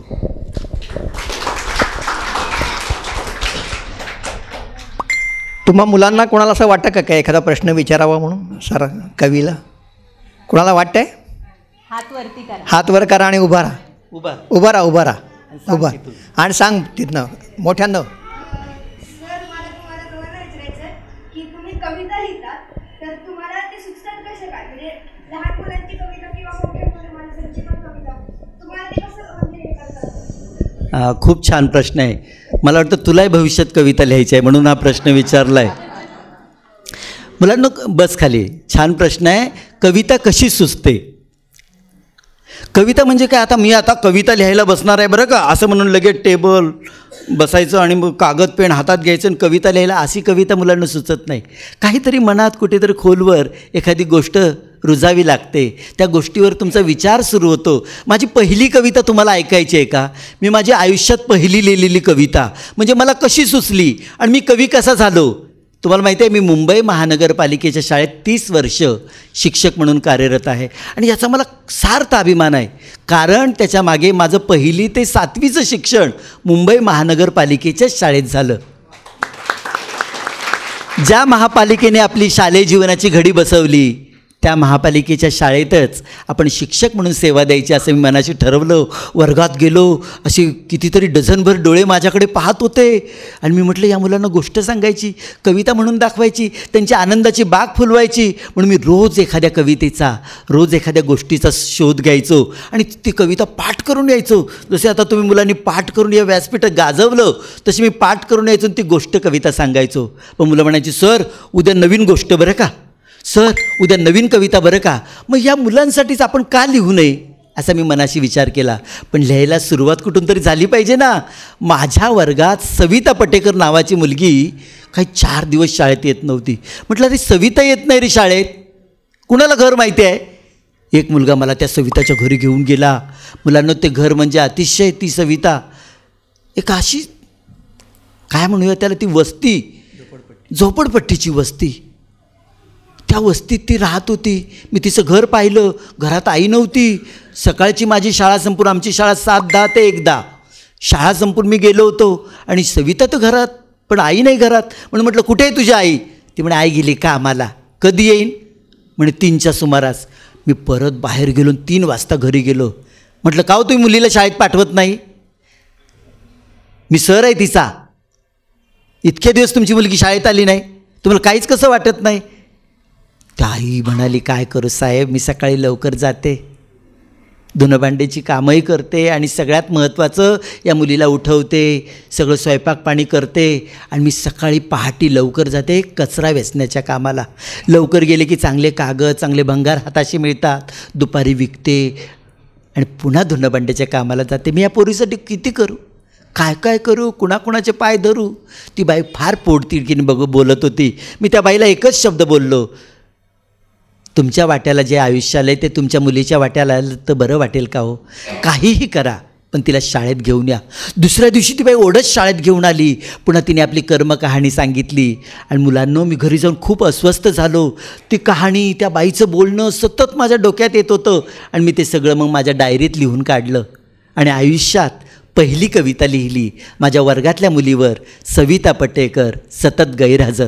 मी ती कविता तुम्हाला ऐकवतो, ऐकायची आहे तुम्हाला. कवितेचं शीर्षक मी दिलं होतं सविता पटेकर सतत गैरहजर. शाळेत आली आई आपल्या मुलीला घेऊन, शाळेत आली आई आपल्या मुलीला घेऊन. काकूळ तिला येऊन म्हणाली यापुढे नाही राहायची घरी मास्तर, वर्गात घ्यायला ठेवून. काकूळ तिला येऊन म्हणाली यापुढे नाही राहायची घरी मास्तर, वर्गात घ्यायला ठेवून. मुलीचं नाव सविता पटेकर, वर्गात सतत गैरहजर. आई म्हणाली रोज ही घरी त्रास देते आणि शाळेत जा म्हटलं तर अंगावर पांघरून घेते. खायला लिहायला मात्र चांगलं मागते आणि या त्या कारणावरून माझ्याशी रुसते. हिच्यासाठी काय काय करू, कुणाकुणाचे पाय धरू. 4 घरची धुणभांडीसुद्धा करते, या पोरीसाठी मरमर मरते. नवरा माझा गेला मरून. आईचं बोलणं पोट तिडकीनं, पण पोरगी मात्र ढिम्म. नाव तिचं सविता पटेकर, वर्गात सतत गैरहजर. मी मुलीला म्हणालो का गं शाळेत येत नाहीस, खरं सांग मी तुला मारणार नाही. मी मुलीला म्हणालो का गं शाळेत येत नाहीस, खरं सांग मी तुला मारणार नाही. पण मुलगी काहीच बोले ना, मुलगी काहीच बोले ना. आईला आला राग. आईनं तिच्या गालफाडात मारलं आणि मुलीने आईकडं रागानं पाहिलं. मला वाटलं इथे चुकतं कोणाचं, ह्या मुलीचं की तिच्या आईचं, मास्तरांचं की इथल्या शिक्षण पद्धतीचं. मीही काहीसा निरुत्तर, सविता पटेकर, वर्गात सतत गैरहजर. मनापासून ठरवलं हिची समस्या शोधून काढावी, मनापासून ठरवलं हिची समस्या शोधून काढावी. अभ्यासाची पुस्तकं आणून तिला द्यावी. या लहानशा जीवाला आता आपण समजून घेऊ, या लहानशा जीवाला आता आपण समजून घेऊ. आपल्यातला अर्धा डब्बा रोज तिला देऊ. मनाशी सारं ठरवून एक एक विषय घेतला. खेळ गाणी गोष्टींचा तासही आज घेतला. दुसऱ्या दिवशी वर्गात गेलो, हजेरी घेतली, नाव पुकारलं. दुसऱ्या दिवशी वर्गात गेलो, हजेरी घेतली, नाव पुकारलं, ए सविता पटेकर. पण मुलं म्हणाली गैरहजर. माझं मन सुन्न झालं. कालचा दिवस आठवला. बॅगेतल्या डब्याकडे लक्ष गेलं. टेबलावर तिच्यासाठी पुस्तकं होती. या पुस्तकात तिचं आता कसं शोधू उत्तर, या पुस्तकात तिचं आता कसं शोधू उत्तर. तेवढ्यात दारातून कवळे शब्द आले. सर सर वर्गात येऊ, दाराकडं पाहिलं तर दारात सविता उभी, शाळेच्या गणवेशात 2 घट्ट वेण्या घालून. माझं मन फुललं. वर्गातली मुलं एकाच सुरात म्हणाली, सर सविता हजर, सर सविता हजर, सर सविता हजर. मी कविता लिहिली, 5वीच्या वर्गापुढे सादर केली. मुलांना किती आवडली माहीत नाही, पण एक दिवशी हजेरी घेताना राजेश नावाचा मुलगा काही 2 दिवस आला नाही. म्हटलं अरे राजेश का नाही रे आला?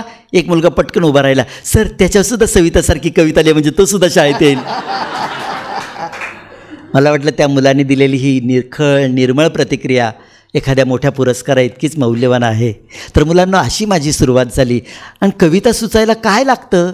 कुठली तरी एखादी गोष्ट की जी आपल्या मनात घर करून राहते, त्याच्यावर आपले विचारचक्र सुरू होतात, त्याच्यावर आपलं चिंतन सुरू होतं. जेव्हा मी मुलांशी गप्पा मारतो, मुलांशी बोलतो, तेव्हा मला कवितेला गोष्टीला विषय मिळत जातात. त्यामुळे मुलांनी आपल्या आईवडिलांशी, आपल्या जवळच्या मित्रमंडळींशी सतत संवाद साधला पाहिजे. आता आपण काय पाहतो, संवाद कमी झाला आहे. संवाद कुणाशी होतो आपला? जास्त मोबाईलशी, टी व्हीशी, एखाद्या गेमशी, एखाद्या गॅजेटशी. तर मी तुम्हाला मुलांना आणि पालकांना आवर्जून सांगेल की संवाद थांबवून देऊ नका. संवादातून खूप चांगल्या गोष्टी घडत जातात. आमच्या लहानपणी हे काही गोष्टी नव्हत्या, मोबाईल वगैरे. आम्ही संध्याकाळी सगळे भावंड भेटायचो. आई आम्हाला वाढायची आणि वाढता वाढता आई दिवसभराच्या सगळ्या कहाण्या सांगायची, दिवसभर घडलेल्या हकीकती सांगायची. आणि त्या रसाळ हकीकती म्हणजे आम्हाला त्या जेवणाबरोबरचे एक स्वीट डिश अशी आमची होऊन जायची. तर पालकांनाही मुलांनाही सांगेल की गप्पा मारायचं थांबवायचं नाही. तुम्हाला किती म्हणाले हे बोल नको, ते बोल नको, तर तू म्हणायचं मग मी काय बोलू, काय करू, असं बोलायचं. नक्की. कविता कशी सुचते याच्याबद्दल काही बोलणार?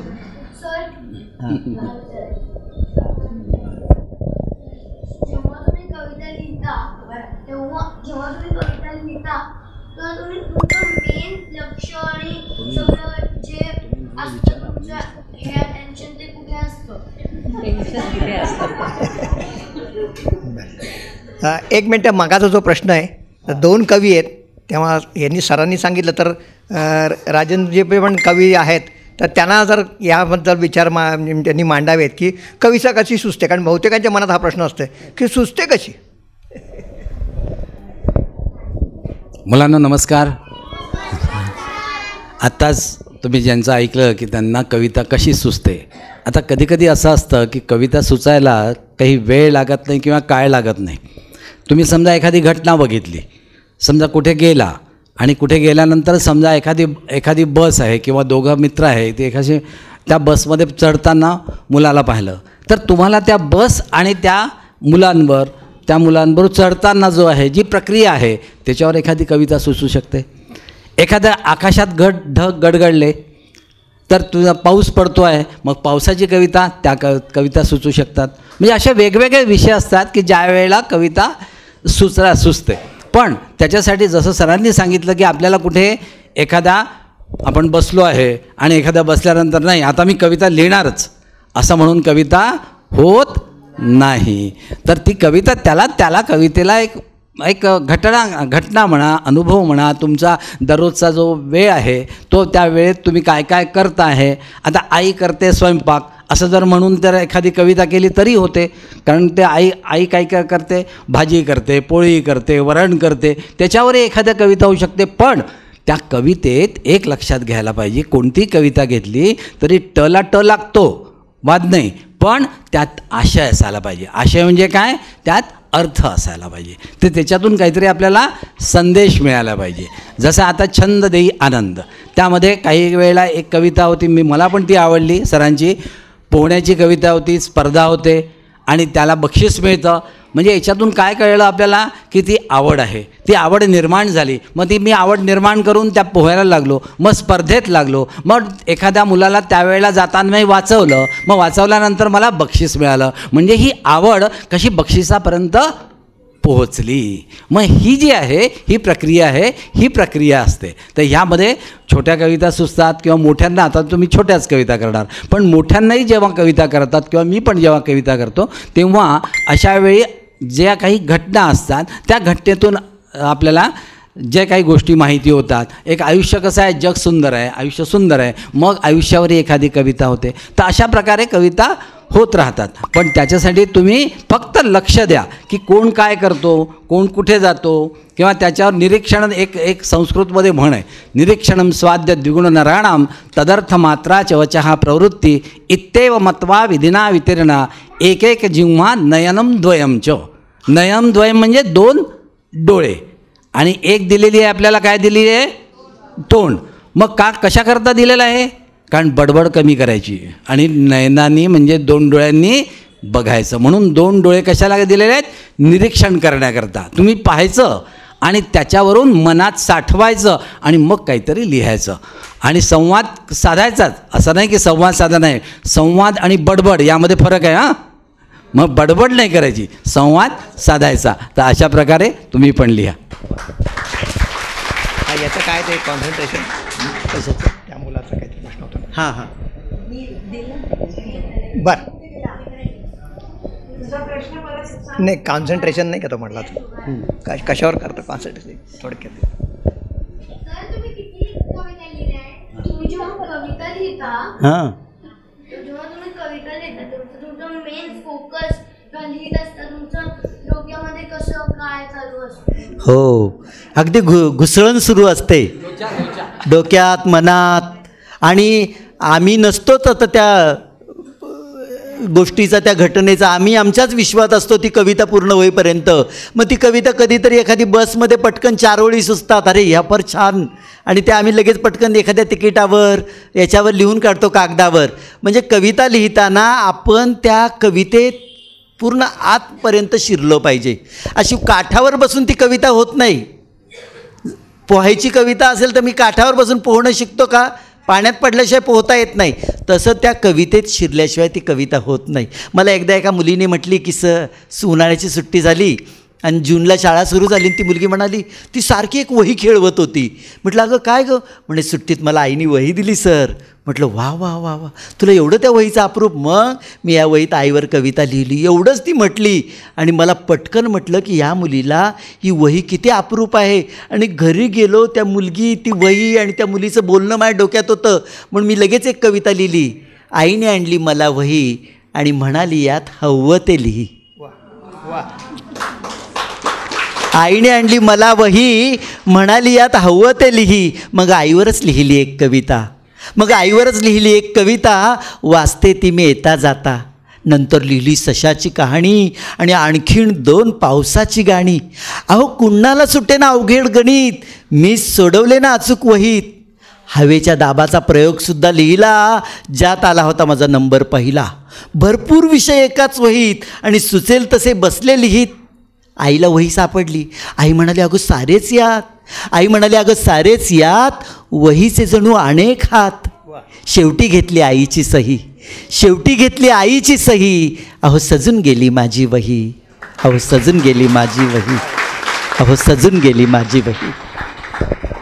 हां बरं, हां मी किती कविता लिहिल्या ते ना. बरं, आता बघ मी 15 कविता संग्रह लिहिले. हां, तर एका पुस्तकात 42, एका पुस्तकात 30. आता तू ते संग्रह वाचायचे आणि त्या कविता सगळ्या मोजायच्या. पण मी एका पुस्तकात 30 कविता घेताना मी 30 कविता फाडून टाकलेल्या आहेत बाळा. कारण ते मला नाही झाली कविता म्हणून ती लगेच पुस्तकात घेतली असं होत नाही. मला नाही आवडली ती कविता, ती मुलांसाठी नाही तेवढी मला उपयोगी वाटली, मी फाडून टाकली. मग अशा वेळी आपल्यालाच कळलं पाहिजे की ही कविता फाडून टाकण्यासाठी आहे की ही कविता पुस्तकात घेण्यासाठी आहे. हां, नाही, एकदा का आवड लागली, एकदा का छंद लागला की त्यात दम लागत नाही. तर त्यात काय मिळतो, छंद देई आनंद. हां बोल बाळा.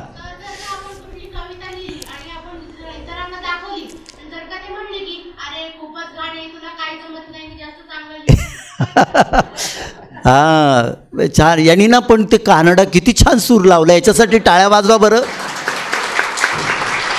तू गायलंच ना गाणं आहे ना कानडा, फार तुझं ऐकण्यासारखं होतं. गाण्यातसुद्धा त्याच्या परीक्षा दे आणि चांगलं गाण्यासाठी सुद्धा तयारी कर. गळा चांगला आहे तुझा. तर यांनी छान म्हटलं की लोक म्हणतातच आहे ना की हे चांगलं नाही लिहिलं. म्हणून तुम्हाला एक उंटाची कविता ऐकवतो, छोटीशीच आहे. एकदा एक उंट वाटेने निमूटपणे चालला. एकदा एक उंट वाटेने निमूटपणे चालला. एक गाढव त्याला शिव्या देऊन बोलला, पण उंटाने त्याकडे लक्ष नाही दिले. उंटाने त्याकडे लक्ष नाही दिले. आपली वाट शांतपणे पुढे चालत राहिले. हे पाहून गाढवाने त्या उंटाला हटकले, मी शिव्या देत असता तू का नाही थांबवले. उंट म्हणाला, ज्याला आपले उद्दिष्ट असते गाठायचे, गाढवांच्या बडबडीकडे त्याने लक्ष नसते द्यायचे. गाढवांच्या बडबडीकडे त्याने लक्ष नसते द्यायचे. तुझ्या प्रश्नाचं माझ्या कवितेतून दिलेलं उत्तर आवडलं?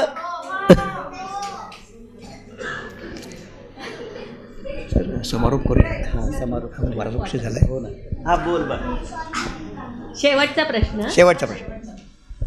तर मला कधी कधी जेव्हा अशाच विषयांवरून कविता सुचतात, वाटतं की यावरती लिहावं, लिहून घेते मी, पण नंतर जेव्हा ती परत वाचते तेव्हा असं वाटतं की ही एवढी चांगली नाही बनली.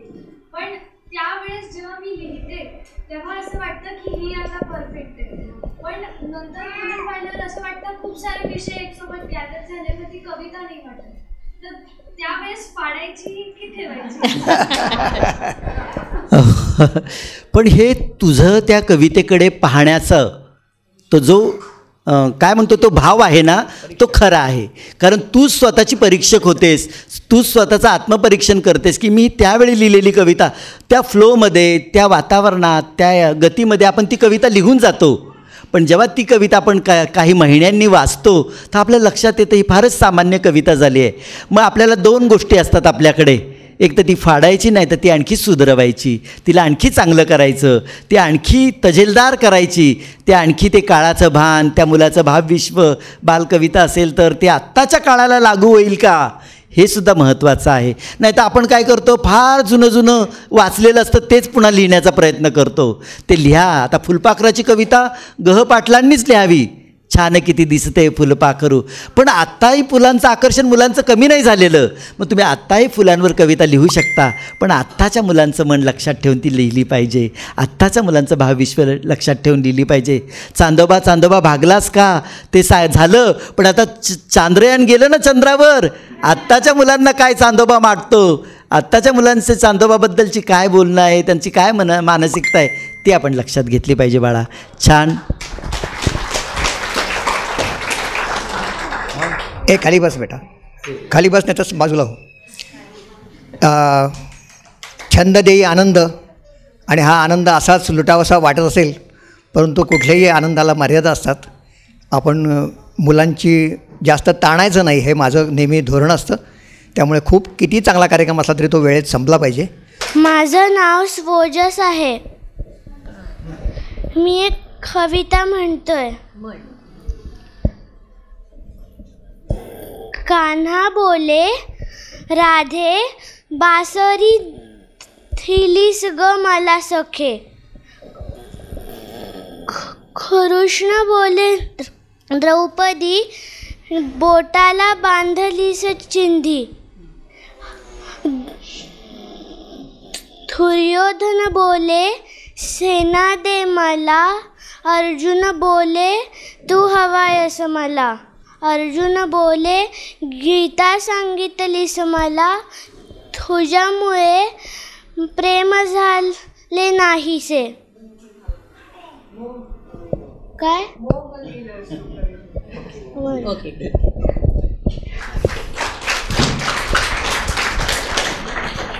पुढचा कार्यक्रम आपल्या कवी संमेलनाचा होईल मुलांच्या. हा कार्यक्रमाचा समारोप करतो आहोत आभार प्रदर्शनाने. नमस्कार. लाखे सर आणि आव्हाड सर दोघंजणं वेळात वेळ काढून इथं आले, त्यामुळे त्यांचे मनापासून आभार. नंतर इथं कार्यक्रम जो झाला कवितांचा, तर त्याच्यासाठी जे प्रशिक्षक आहेत, पालक आहेत आणि विद्यार्थी आहेत त्यांचे सर्वांचे मनापासून आभार. आणि त्यांचे सर्वांचे कष्ट आम्हाला सगळ्यांना दिसत होते, त्यामुळे सर्वांचे आभार. आणि तुम्ही इतके सगळेजण आलात एवढ्या पावसामध्ये सुद्धा. पावसाच्या कविता होत्या, इथं पाऊस येत नाही पण बाहेर पाऊस कोसळत होता, तरीसुद्धा तुम्ही आलात त्याबद्दल सर्वांचे तुमचे मनापासून हां. आव्हाड सरांबरोबर उमेश कदम म्हणून आलेले आहेत, ते वेळात वेळ काढून आलेले आहेत, त्यामुळे त्यांचेही आभार आहेत. आणि कुणाचे राहिले असतील आभार तर ते माफ करावे मला. एक महत्त्वाची सूचना. हां पारच्या आमच्या संस्थेचा पार्थ हा नेहमीच ये इकडे नेहमीच बॅकग्राऊंड म्युझिकला असतो. तो अतिशय उत्कृष्ट गाणं म्हणतो आणि कायम नाट्यसंस्काराच्या मागे आहे तो, त्यामुळे त्याचेही आभार मनापासून मानते. आजचं सगळं पार्श्वसंगीत त्यांनी वाजवलं आणि शेवटी महाराष्ट्राचा गाण्यातला कडवंही तुम्ही ऐकलं, तेव्हा अतिशय गुणी विद्यार्थी आहे संस्थेचा. आता एक महत्त्वाची सूचना. धन्यवाद पार्थ. या पुढच्या 3 महिन्याचा सत्राचा शेवटचा रविवार 31 डिसेंबर आहे आणि त्या दिवशी मात्र आपल्याला भरतनाट्य मंदिर आत्ताच बुक केलेलं आहे. तेव्हा 31 डिसेंबरला नववर्षाचं बाहेर जायचं का भरतनाट्य मंदिरला कार्यक्रम करायचा आपल्या मुलांनी ते आत्ताच ठरवा. आईबाबांना सांगायचं की नाताळची सुट्टी बाहेर नाही, दिवाळीच्या सुट्टीत तुम्हाला परवानगी आहे. आणि दिवाळीच्या सुट्टीतले सुद्धा तुम्हाला सांगतो की जो पहिला रविवार आहे म्हणजे 14 नोव्हेंबरच्या आधीचा जो रविवार आहे त्या दिवशी फक्त सुट्टी आहे. त्यानंतरचा जो 19 नोव्हेंबरचा जो रविवार आहे त्या दिवशी तुम्हाला सगळ्यांना पालक आणि मुलांना एक सुंदर नाटक फुकट दाखवणार आहोत आम्ही. नाटकाचं नाव डब्बूडोल रिमोट गोल, प्रयोग क्रमांक 100. 19 नोव्हेंबर दुपारी 12:30 वाजता डब्बूडोल रिमोट गोल या नाटकाचा 100वा प्रयोग आहे. त्याचे पासेस तुम्हाला वर्गामध्ये मिळतील. पास असल्याशिवाय मात्र प्रवेश नाही आहे. निमंत्रितांसाठी प्रयोग आहे आणि त्यामध्ये या प्रयोगामध्ये गेल्या 22 वर्षात काम करणारे अनेक सिनेकलाकार येणार आहेत. तर ही एक तुम्हाला छान संधी आहे पालकांना आणि मुलांना. फक्त तुमच्यासाठीच फक्त तो विनामूल्य आहे आणि निमंत्रितांसाठी आहे. तेव्हा या 2-3 सूचना लक्षात ठेवा आणि त्याप्रमाणे पुढच्या रविवारी किती दांड्या मारायच्या ते ठरवा. जशा दांड्या जास्त तेवढा रोल कमी होत जातो. तुम्ही आता अनुभव असेल की जे जास्त व्यवस्थित येत होते त्यांना जास्त रोल मिळाला, ज्यांनी दांड्या मारल्या काही कारणामुळे असेल आजारीपणामुळे तर त्यांना कमी रोल मिळाला.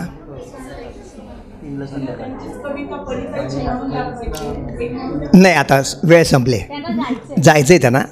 नाही ते तर धन्यवाद. आजचा कार्यक्रम मी संपला असं जाहीर करतो आणि पुन्हा भेटूया. धन्यवाद. जय हिंद, जय महाराष्ट्र. नाट्य संस्कारातून व्यक्तिमत्व विकास घडवणारी संस्था नाट्य संस्कार कला अकादमी पुणे.